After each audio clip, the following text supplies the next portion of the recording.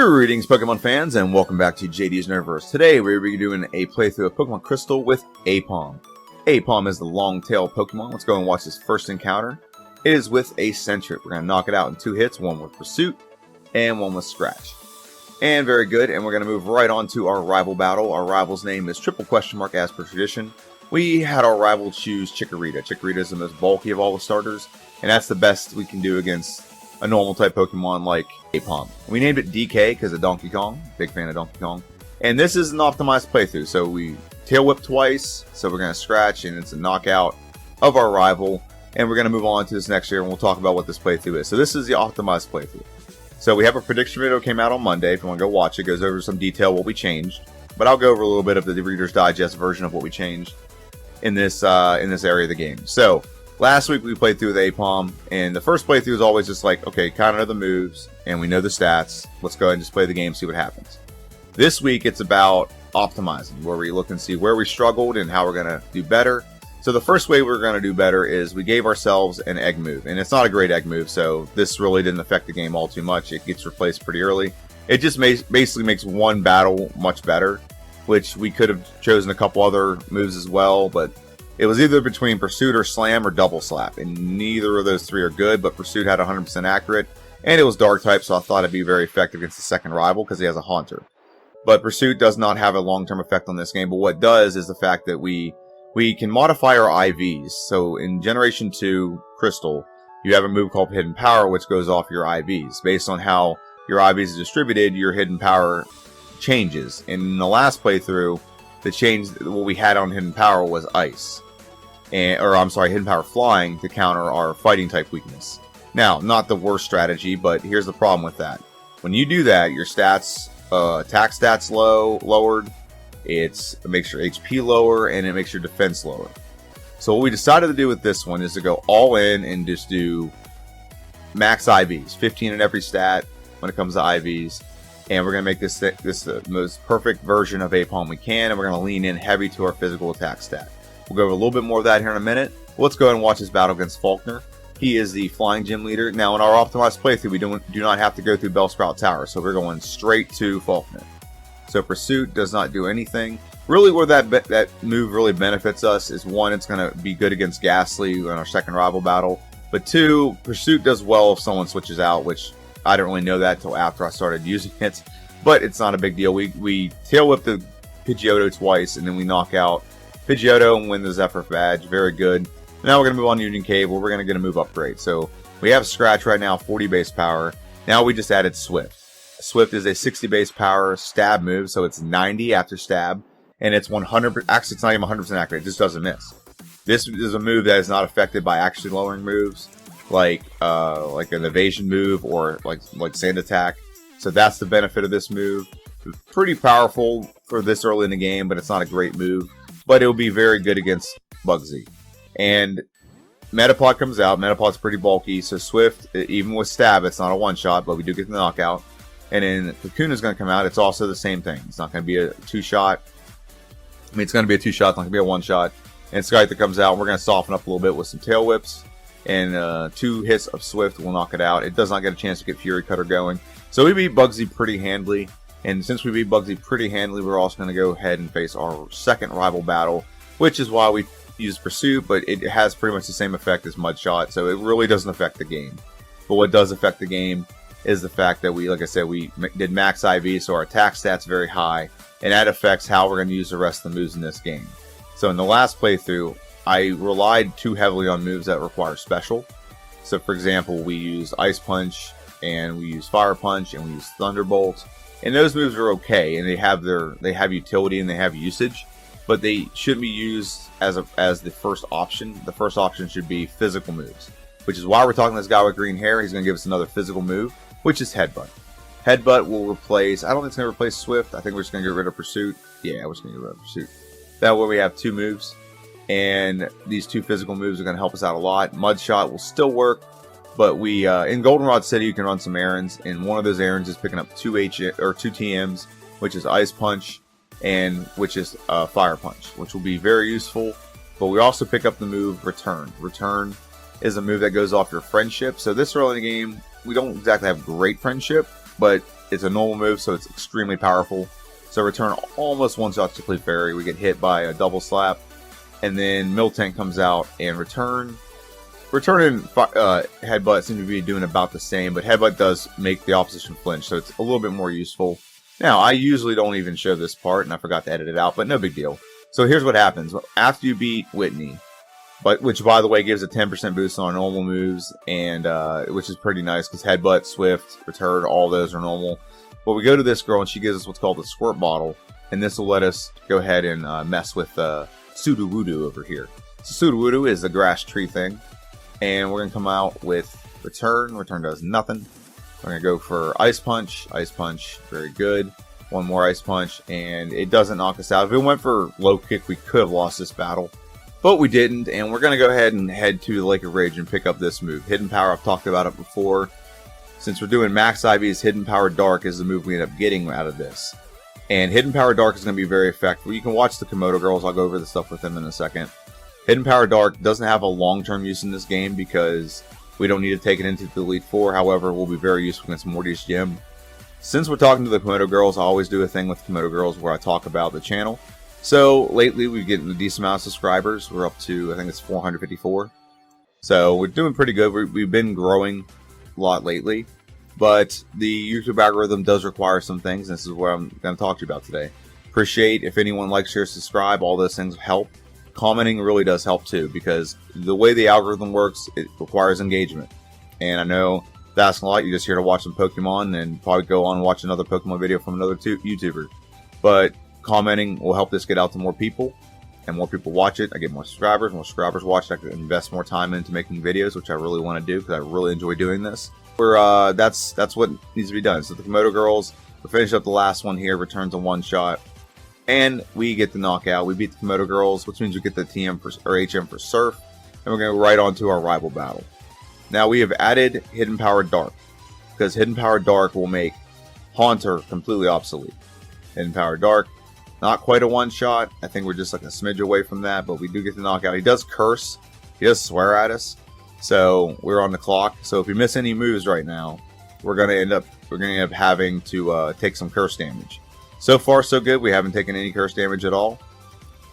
And we're going to go for Fire Punch, which will be a two-shot. Get a little bit of damage done. We get poisoned. Not a big deal.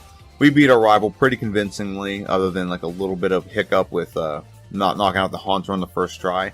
Now we're going to go right into Morty's gym, where we're going to do, again, the Super Sim. That's what I like to call it. And we're going to go right into Morty. And Morty's going to come out with his Ghost types. Ghost Poison is technically what their typing is.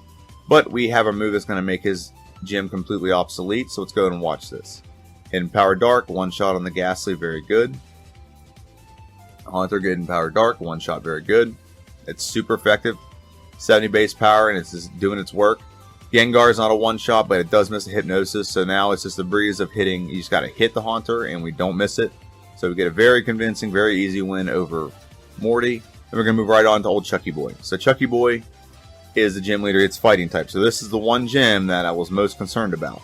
So before, we used Hidden Power Flying to counter his fighting types. What we're going to do now is just going to lean into our physical attack stat. We equip the Pink Bow, which will give us a 10% boost in normal moves. We got Return on our move set. So we're going to face old Chuck. And hopefully we can just do physical moves and one shot on the Primeape. So very good. And now Poliwrath comes out. This is a risk, because Poliwrath can hit Dynamic Punch and do a lot of damage or put us to sleep. But none of those things happen. We two-shot Chuck, and we beat him and go talk to Jasmine, who is helping the sick Ampharis. He flashes us right here. Oh, no. And we're going to go and face Jasmine in her gym. It's really the last battle we have to... No, it's not. I'm sorry. We do need for Fortress and the Elite Four. But this is where Fire Punch comes in. We have the Charcoal, so we can actually get a little bit of a boost in our fire moves. So one shot on both Magnemites. And so now Steelix comes out. Steelix is pretty bulky, but we get just above half health done against the Steelix, and she's going to heal. So we get a little bit more of a better damage range. We get the knockout. Very close win, but a good win nonetheless. We're at 38 minutes, and we've already beaten Jasmine, and we have only 2 gym leaders left. The problem is we have the Rocket Plotline and obviously Gyarados here. So Gyarados, we're going to go ahead and face. Shadow Ball is what we added. So Shadow Ball is another change we made in this playthrough, because it's physical damage, which is what we're leaning into. It also does good against Ghost, but also does good against Psychic. And it's just overall a good physical damage move. 80 base power, 100% accurate. It is ghost type, and that'll help us out a lot because it's a better physical move than having all these special moves on our moveset. So it leans in specifically to our typing, and this is why we hung on to Fire Punch was for this battle, and we need it for one more battle in the game, and that is the Fortress that Koga has, but that's a little bit later down the video. So now we're facing our rival, I think it's the fourth one. Fourth rival is going to come out. And we're going to go for Return on the Golbat. It's a one-shot. Very good. Magnemite comes out. Fire Punch is making Magnemite obsolete. Magnemite can be very, very problematic because it can paralyze us with Thunder Wave. And one-shot on the Haunter with Shadow Ball. Very good. And now physical move. Sneasel will go down to any good physical move will knock it out. Shadow Ball will be a two-shot. Return will knock it out. Very good. We beat our rival. And we're going to move right on to Claire's Gym. Now, Claire's Gym is Dragon type. So, again, another special move we're going to have to rely on to make these battles a little bit more consistent. So, we equipped what's called the Never Melt Ice. The Never Melt Ice gives a 10% boost in ice moves. So, this Pokemon can learn Ice Punch. So, we're going to use that to our advantage. And really, it's not going to have much usage after this battle. That's a lie. That's a lie. Lance, it's useful. But we're not going to use it in pretty much any battles between now and then. Really, except for Onyx with Bruno. But we're going to one-shot the Dragonair. Very good. Dragonair number 2, it's a one-shot. Very good. Dragonair number 3, it's a one-shot. So that's done, and we have full health going into the Kingdra. Kingdra, Ice Punch isn't going to be effective, but any good physical move will handle Kingdra pretty well. It's going to heal every time. So we need to, maybe in the future, think about how to work around that healing. So we beat her, and we're right on the victory road, and we're going to face our fifth and final rival battle. The fifth and final rival battle is going to be such a breeze. Good physical move will knock out Sneasel. We also could use Shadow Ball. Either one of those would have worked. We'll go for Return on the Golbat. Usually we go for Ice Punch, but with low special, let's just not roll the dice and get confused or anything by him. Fire Punch will knock out the Magneton. Haunter will go down to one Shadow Ball. Very good. So far, one-shots across the board. We'll see if that continues. Shadow Ball should be a one-shot on the Kadabra. Very good. And then the final Pokemon is Meganium. I don't think it's going to be a one-shot. Goes for Poison Powder, misses. We beat our rival pretty convincingly. And we're going to move right on to the Elite Four. And just before we go into the Elite Four, we're going to talk about our stats and our moveset real quick. So, we're at level 54. We have 162 in HP. Our moveset is as follows: Return, Shadow Ball, Fire Punch, and Ice Punch. We do have some items we will equip in certain battles. Never Melt Ice is equipped right now. We will also have the Pink Bow equipped for make our returns better. And we can technically equip the Charcoal to make Fire Punch better, but I don't think we're going to need that at all. We just need Never Melt Ice and Return to get this battle. I don't know if there's a held item that makes Ghost moves better. Let me know if there is. I don't know about it. I could search it after this, I guess. But if you know about it, tell me what it is, and I'll try to get it in future playthroughs where I use Shadow Ball. I haven't used Shadow Ball very often, so that's why I don't know about it. And then our stats are as follows: Attack is 120. This is out of battle stats. There's a slight boost we get when we go into battle with all the gyms we've beaten. Attack is 120. Defense is 101. Special attack is 88. Special defense is 104, and speed is 130. So we outspeed everything. We have an okay attack stat. Special attack is not great, but the moves will be used specifically for some Pokemon. It's just for a type advantage that we can get where physical attacks may not do well against them. So the first one that comes out is Will. Will is the Psychic Trainer. We have Return, which will do well. We also have Ice Punch, which will do well. But Shadow Ball will pretty much sweep this entire team. Shadow Ball is going to one-shot the Xatu, one-shot the Jinx. It's going to bring out, which one's it going to bring out next? Executor. It's also going to one-shot the Executor. Okay, very good. Now you have Slowbro come out. Is it going to one-shot the Slowbro? It does not. It's pretty bulky, but it just goes for Amnesia. So very good there. And then Xatu is the last Pokemon. One-hit knockout. Very good. Very easy win. Very convincing win over Will. So now we're going to go and face Koga. Now Koga is the one reason we kept Fire Punch. It's because Fire Punch is going to be very useful against one of his Pokemon. So we one-shot the Ariados with Return. We're going to one-shot the Venomoth with Return. Very good. We're also going to... Okay, Fortress comes out, so Fire Punch is what we kept it for, is the Knockout Fortress. 4 times weak to fire. Okay, we're going to go for Shadow Ball against the Muck. It minimizes. We'll go for Return. It's going to knock it out. It's a 2-hit knockout. So now Crobat's left. And what are we going to do against Crobat? It's not a one-shot. He's probably going to heal. And we got to deal a little bit with some evasion moves. But return, I think we just hit return twice and we got this. A little concerned here because now we can't hit and it's going to accumulate some damage. But return gets almost a one-shot. Do we get the second one off? We do. We a little bit scary there, but we do beat Koga. Now, Bruno was the big problem in the previous playthrough. Because Bruno has fighting type and we are weak to fighting. So, with Hidden Power Flying, we were able to knock out everything except for the Machamp, and it would knock us out. Return seems to be doing the same thing, knocking everything out. And the question is, do we beat not the Hitmonchan, but Hitmonchan will go first because of a priority move. Do we beat the Machamp? Machamp, Return, Shadow Ball, we're actually going to go for that so it doesn't heal. We survive on 1 HP, knock it out, so I'm like, oh, we got this. But I misclick here and go for Fire Punch rather than Ice Punch. We would have won that battle. I'm a little irritated with that. It is what it is. So we could have had bad luck and just got a good roll against Cross Chop. And this could have been back to the drawing board where we're going to have to deal with Bruno. But Bruno, the only reason we lose to him is because I misclicked. If I'd have hit Ice Punch, we'd have knocked him out and we'd have moved right on. But we're back to where we were. About the same amount of health. We tank a Cross Chop even better than the first one. So that's good. So we knock him out. And so I very diligently scroll down, hit Ice Punch. Double check it, hit it. We knock out the Onix. We beat Bruno. It should have been the first try victory. It's okay. It only wastes about 30 seconds. And now we're gonna go and face Karen. Karen's gonna come out. We're gonna go for Return. We cannot do Shadow Ball and Umbreon. It's a Dark type. It's immune to Ghosts. Okay, I think it's Ghost moves. Maybe Psychic moves is immune too. But we knock it out. And now we knock out the Vileplume. Gengar comes out. We're gonna knock out the Gengar. Yeah, there we go. There we go. Shadow Ball. There we go. One shot. Very good. And now Murkrow comes out. You just have to hit Murkrow one time with an Ice Punch. Very good. It's pretty frail. And now Howden comes out. We just got to hit Return. And now we're getting curse damaged. We just got to hit Return one time. And this is how detrimental this stupid actually longer move is. Sand Attack. Is all we had to do is hit that one time. We'd have knocked him out.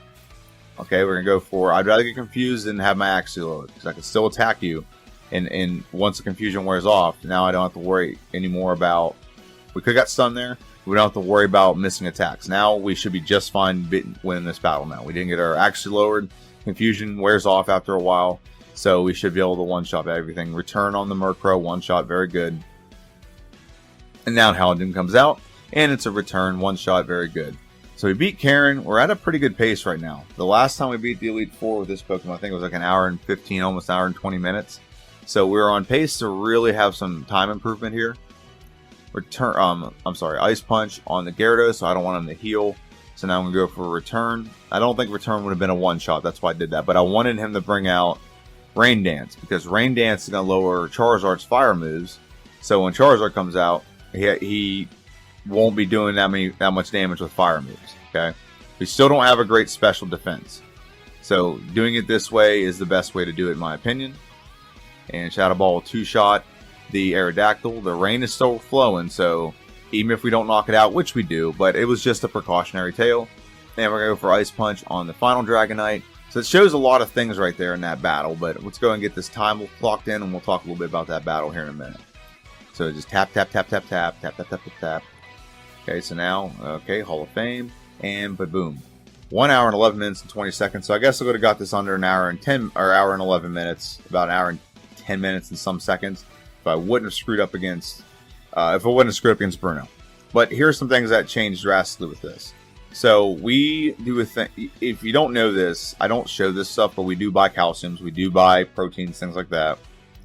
And one of the things we bought was we did buy some calciums that increase our special.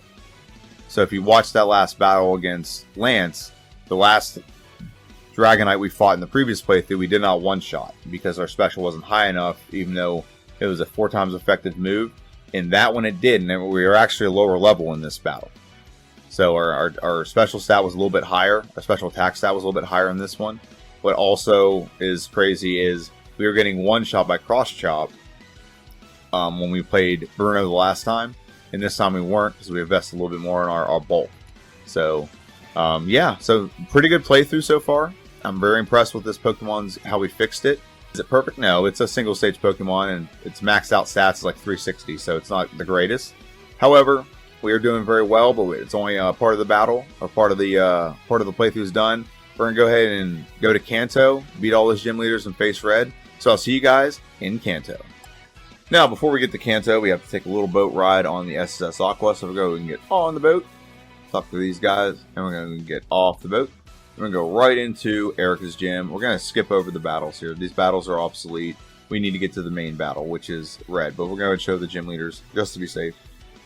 Returns a one-shot on the Tangela. It's pretty bulky, so I think it's going to be a one-shot on everyone. One-shot on the Jump Bluff. One-shot on the Victory Bell. And the final Pokemon, which is the Blossom, is also one-shot. So yeah, the gym leaders in Kanto aren't really anything that we need to comment too much on. There's nothing we're super weak to. We have something for everyone. Like, for example, we added Thunderbolt. It's a learned move. A tutor can teach it to you. And Thunderbolt will pretty much just stomp with Misty. The only thing it won't stomp is the Quagsire, because it can't hit the Quagsire, but Shadow Ball does just fine. Lapras should be a one-shot. Now, let's see if this is a one-shot. It's not.